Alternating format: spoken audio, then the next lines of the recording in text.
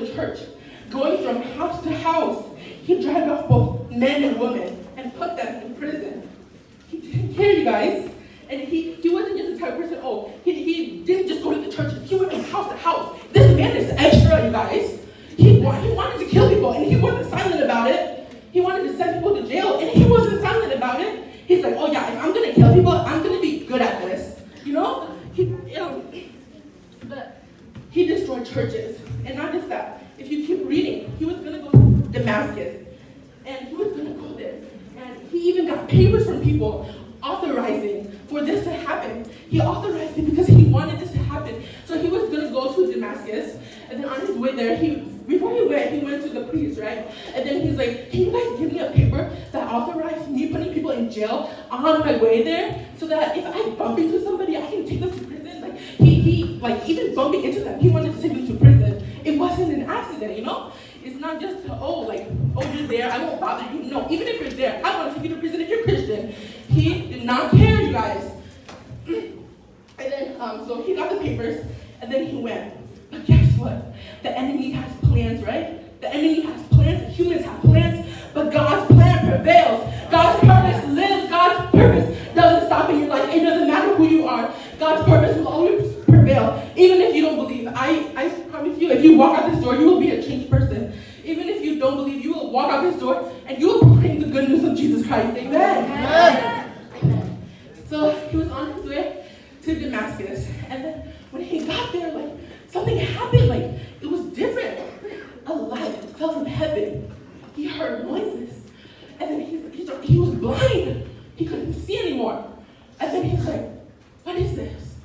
And then he heard these words, "Saul, Saul, why do you persecute me?" Just these words changed him. Just these words transformed him. One to killer, one to murder. Now a person who wants to testify to the goodness of God. Amen. Yeah. That's how good God is. You serve a God who loves you, a God of purpose. And Paul had all these plans to destroy Christianity, to destroy this, destroy that. But it didn't happen. God destroyed all of it right in that instant. Because he was behind, and then he got touched by God. He was blind for 3 days. He didn't eat or he didn't drink anything. So he was basically fasting without knowing it, even though he couldn't see it.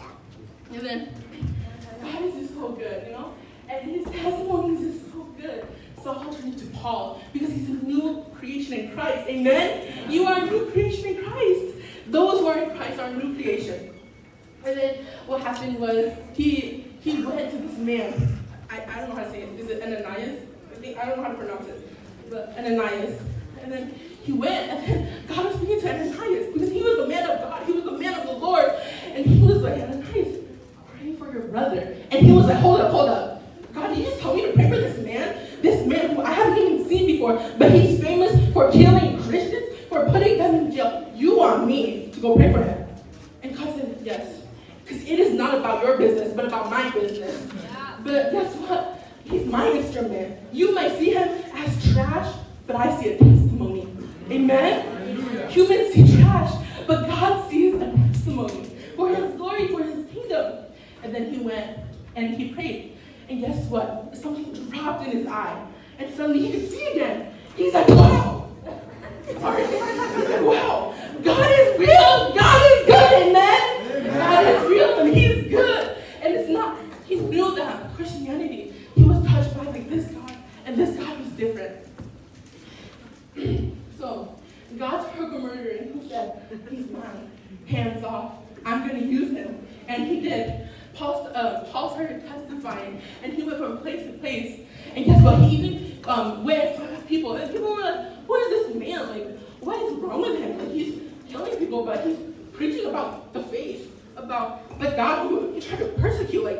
This doesn't make any sense. What is wrong with him? Nobody wants to listen to him. And then I told you, he's extra in killing people. So he's going to be extra in serving God. Amen? He went above and beyond. He's like, I have records, you guys. I don't just come to you like this, but there's records, and everybody knows that I have persecuted Christians. The elders, the counselor, he pointed them all out because he wanted this trash of his to become a testimony of God, for God's glory. Amen. Amen. Okay, so the first one was the first method was facts, the sun and water. The second one was Paul, and how God took a human that people saw as trash, and God made him a testimony. And go to the third one. The third one is, your life as a Christian is important. And I'm going to read you guys a poem. When I say I am a Christian, I'm not shouting at my sake. I'm whispering. I get lost sometimes. That's why I chose this way. When I say I am a Christian, I don't speak with pride. I'm confessing that I stumble, needing God to be my guide. When I say I am a Christian, I'm not trying to be strong. I'm professing that I'm weak, and I pray for your strength to carry on. When I say I am a Christian, I'm not bragging of success. I'm admitting that I failed and cannot ever pay the debt. When I say I am a Christian, I don't think I know it all. I submit to my confession as humbly to be called. When I say I am a Christian, I'm not claiming to be perfect. My flaws are far too visible, but God believes I'm worth it. When I say I am a Christian, I still feel the sting of pain. I have my share of heartache, which is why I seek God's name. When I say I am a Christian, I do not wish to judge. I have no authority. I only know I'm loved. Right? Do you guys want to spread that out to other people?